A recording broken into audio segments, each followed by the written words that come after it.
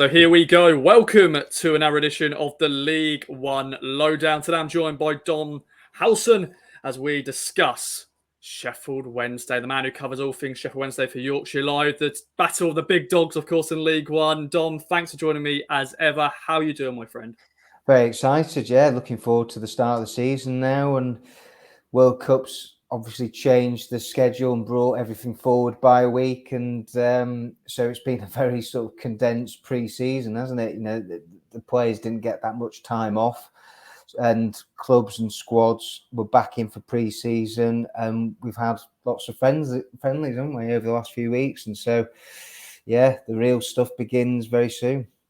Yeah, I can't wait for the real stuff. I don't mind pre-season, but we all know it's all about fitness and all that sort of stuff. Players getting a couple of minutes in their legs, but I can't wait for the 30th of July. 30th of July, League One football is going to be starting, Dom. Well, let's recap last season for then Sheffield Wednesday. Playoffs, of course, first season back in League One after, was it 9 years, something like that. And losing in the playoffs against Sunderland, a 2-1 aggregate scoreline. How would you look back at last season, being back in League One?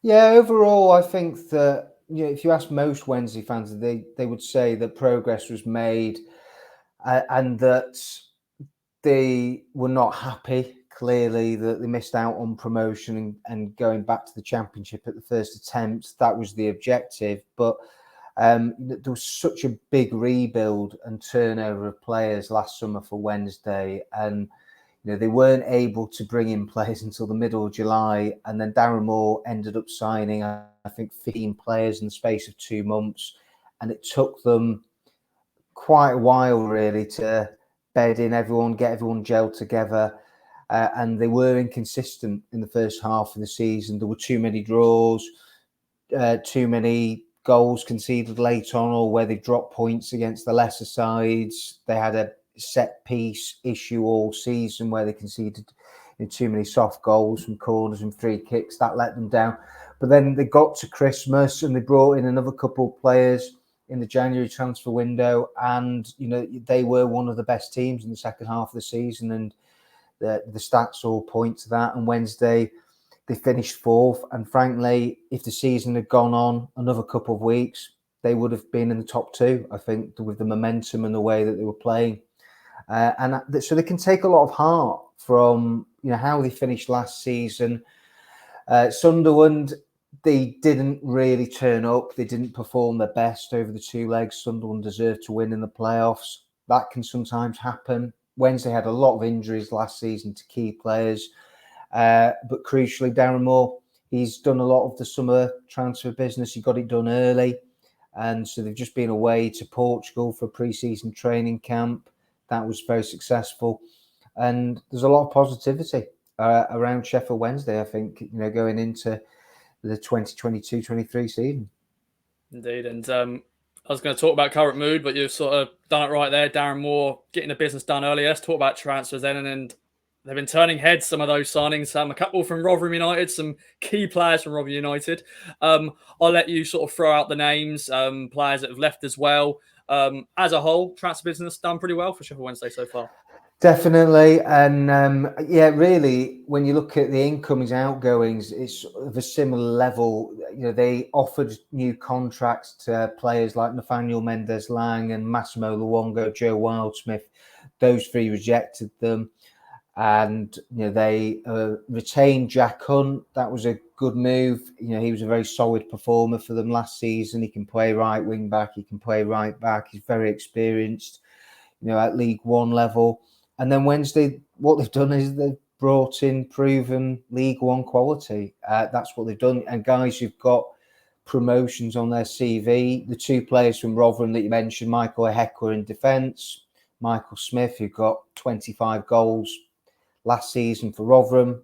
They finished second in the table. And then you've got Will Vokes, who's dropped down from the Championship, was at Cardiff. He was a regular last season for them in their midfield. He's had success in the 3rd tier before. And then you've got solid citizens, I think is how sort of Darren Moore described them, in Ben Hennigan, who, AFC Wimbledon went down last year, but he is an absolute monster at the back, and I think that he will definitely help them defensively, and they'll offer something. In the final third too from set pieces. I think he's going to be a real big commanding presence for them. And David Stockdale kept the most clean sheets in League One and was a big part of Wycombe reaching the playoff final. And Wednesday, they're not done yet. They're still looking for more players now. Malik Wilkes may join them, and he's another player that's got bags of pedigree at League One level. And so, the difficulty is going to be for Darren Moore, who he's going to be leaving out of that starting 11.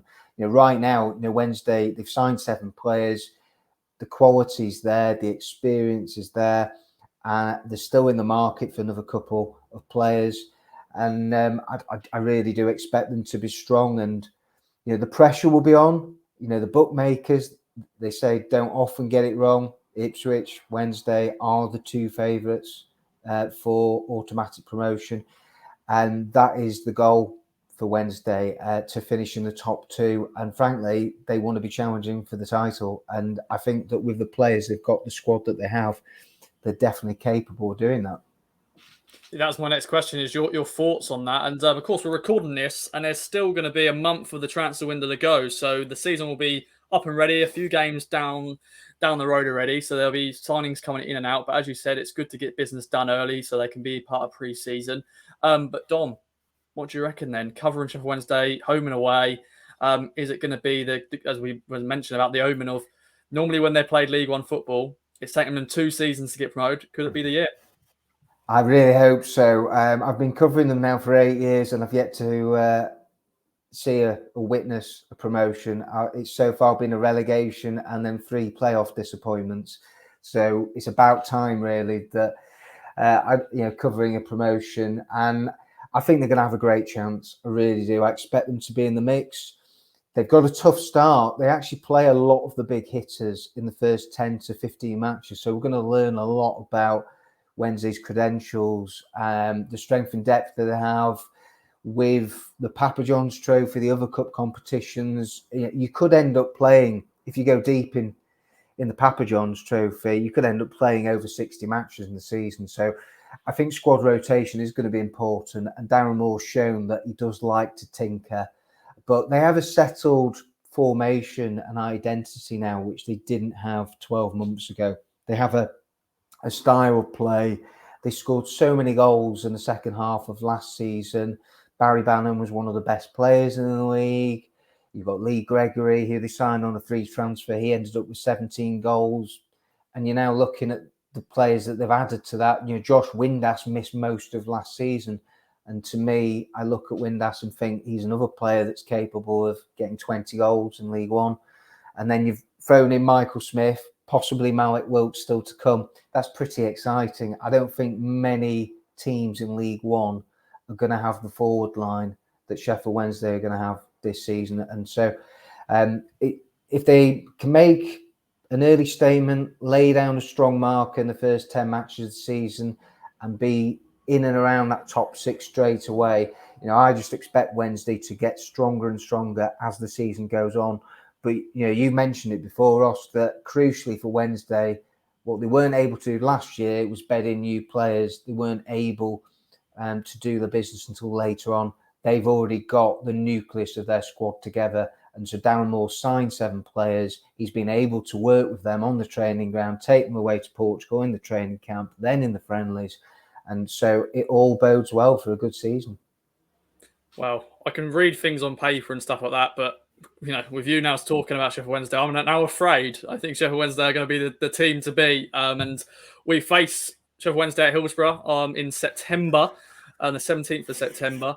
Then Wednesday go to Portman Road on 11th of February at Portman Road. So they're always going to be big games, Don. We always build them up as big League One affairs because they're 2 big clubs with a lot of history. What do you reckon we're going to expect? Of course, a lot of games need to be played beforehand before we play the first game, but they're always big builds, aren't they? Well, yeah, I mean, that first match, that is, as I said before, that is a huge opportunity to make a statement. And, Sheffield Wednesday, you're looking at the other teams who will probably be in the mix of Peterborough, possibly Barnsley if they get their act together. We know Derby, the other team that have been relegated, they're a little bit of a wild card. They've made a lot of signings, so they may be similar to Wednesday last season and Ipswich, where you've signed a lot of players and it can take a bit of time really to settle down and for everybody to gel together. But then you've also got MK Dons. I expect Bolton to be in and around the top 6. So it's going to be similar to last year, I think, in that we ended up with 7 teams got over 80 points. And so they were a cut above the top 7, were cut above, and Ipswich were only just below that. But I think it's going to be very similar this year. That I think that there's going to be 7 to 8 teams battling it out, and it will be crucial for the teams up there to be winning that mini league. And so Wednesday will be targeting Ipswich and saying, can we get 4 points minimum? Ideally, you want 6 points. And Wednesday were incredibly strong at home. Last season, they only lost twice. And so they're going to need to, again, show that level of consistency, I think, at Hillsborough if they're going to, finish in that top 2. Yeah, I was just looking back at the points totals, and Town finished 11th and we had 70 points. And normally, look back at history in League One, it's normally enough to get into the playoffs and get in 6th place. But there was Wickham who finished 6th and they got 83 points, which is just crazy.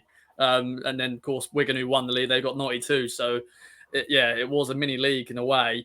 A lot of drop off, of course, it drops off points. But Dom, it's been a pleasure, my friend. Thanks for joining me. Any other business to add? It's going to be an exciting League One season, isn't it?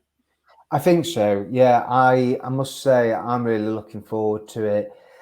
And I think Wednesday have got something good going. So I really think it's going to be a successful season for Wednesday. And there's no reason why they shouldn't be looking to try and emulate what Rotherham did last year in get automatic promotion and win the Papa John's Trophy.